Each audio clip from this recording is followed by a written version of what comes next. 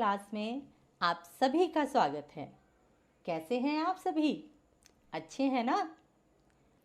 बच्चों, आपको अपनी पिछली क्लास में तो बहुत आनंद आया होगा, क्योंकि वहाँ तो आपने सिर्फ मस्ती ही मस्ती की है। आपने पपेट शो का मज़ा लिया। पपेट शो में आपने देखा कि किस तरह से कोए ने लोमड़ी को मूर्ख बना दिया और अपनी रोटी वापस से छीन ली और लोमड़ी देखती ही रह गई। मुझे पता है कुकड़ू को मुर्गा कहानी भी आपको बहुत पसंद आई होगी। बच्चों, पढ़ाई शुरू करने से पहले आज भी कुछ मज़ेदार चीज़ें हो जाए। तो चलिए, मैं आपसे 2 पहेलियाँ पूछती हूँ, जिनका जवाब आपको सोचकर रखना है और जब हमारी कक्षा समाप्त होगी तब मैं उसका जवाब आपसे पूछूंगी। मेरी पहली पहेली है, नाक मेरी लंबी, नाक से करता सारे काम, तो बताओ मेरा नाम। एक बार फिर से दोहराऊं। नाक मेरी लंबी, नाक से करता सारे काम, तो बताओ मेरा नाम। चलो बढ़ते हैं अगली पहेली की ओर। मेरी अगली पहेली है, सर है, दुम है, मगर पाँव नहीं उसके, पेट है, आँख है, मगर कान नहीं उसके। फिर से दोहराती हूँ अपनी पहेली को। सर है, दुम है, मगर पाँव नहीं उसके, पेट है, आँख है, मगर कान नहीं उसके। तो बच्चों, हमारी कक्षा समाप्त होने से पहले इसका जवाब आपको सोचना है और कक्षा समाप्त होने से पहले मैं आपसे इसका जवाब पूछूंगी।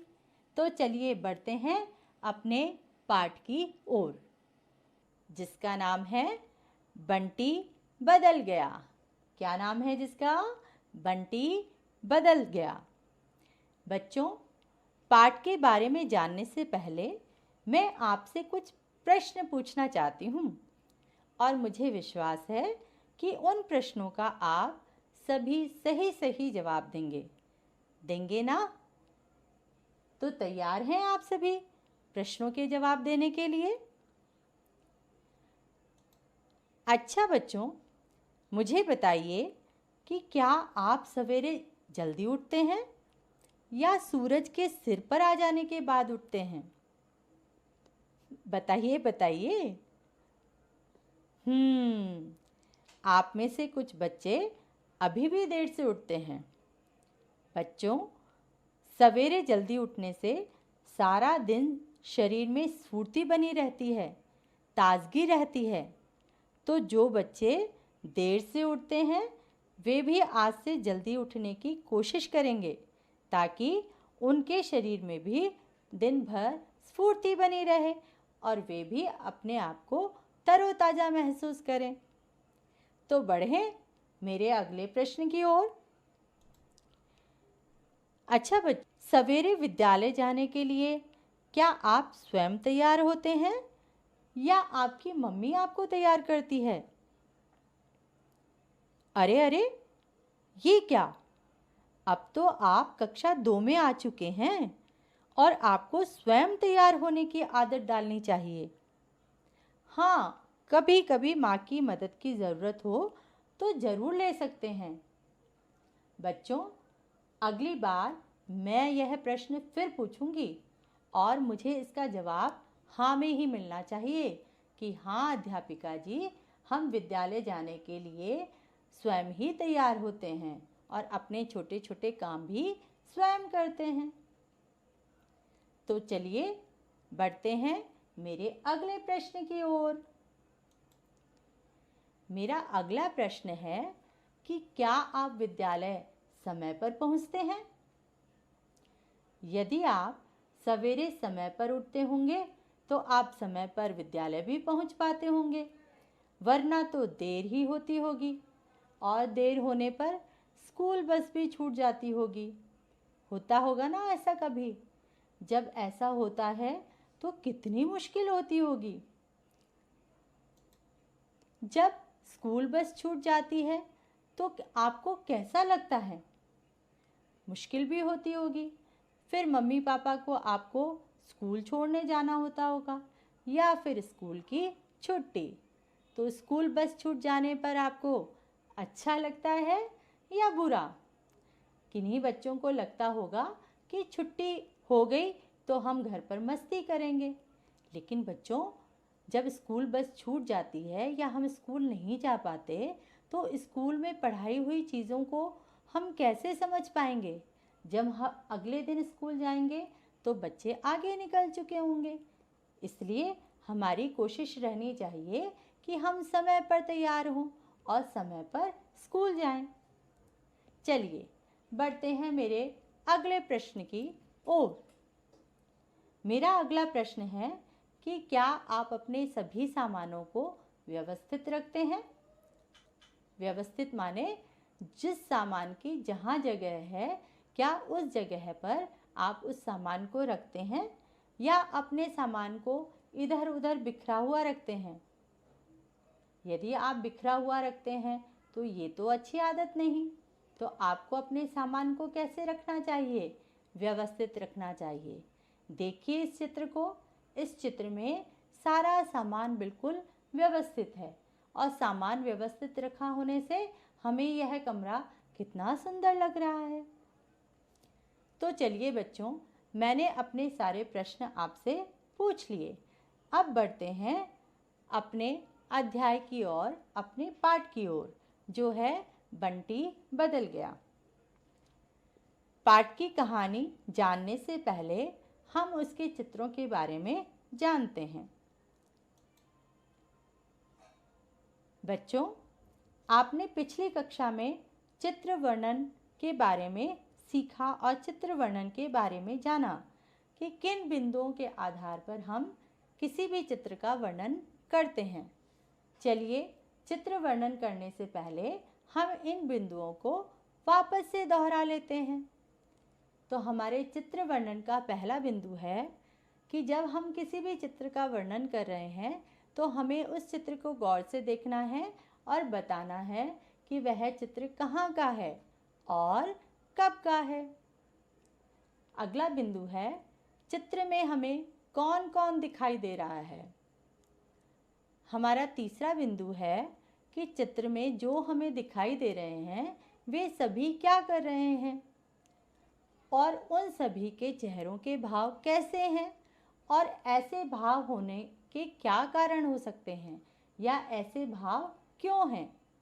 उन भावों को आप अपनी कल्पना के आधार पर भी बता सकते हैं कि हमारी कल्पना के हिसाब से इस भाव का ये कारण हो सकता है। अर्थात यदि कोई हाव भाव हमें दुखी दिखाई दे रहा है तो हम उस दुखी का कारण जानने की कोशिश करें कल्पना के आधार पर।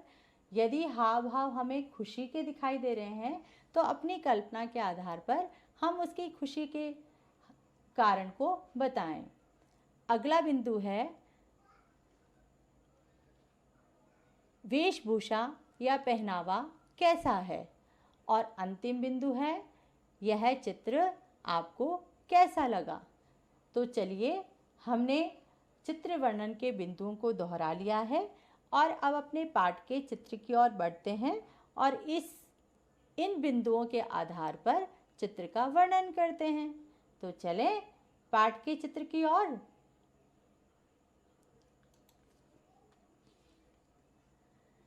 यह है हमारे पाठ बंटी बदल गया का पहला चित्र। चित्र को ध्यान से देखिए। यह चित्र एक कमरे का है।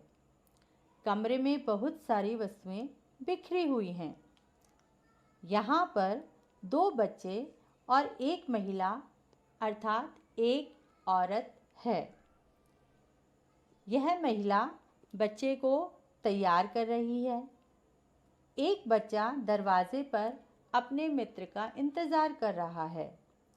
महिला ने साड़ी और बच्चों ने विद्यालय की पोशाक पहनी हुई है। महिला और बच्चा थोड़ा परेशान दिखाई दे रहे हैं।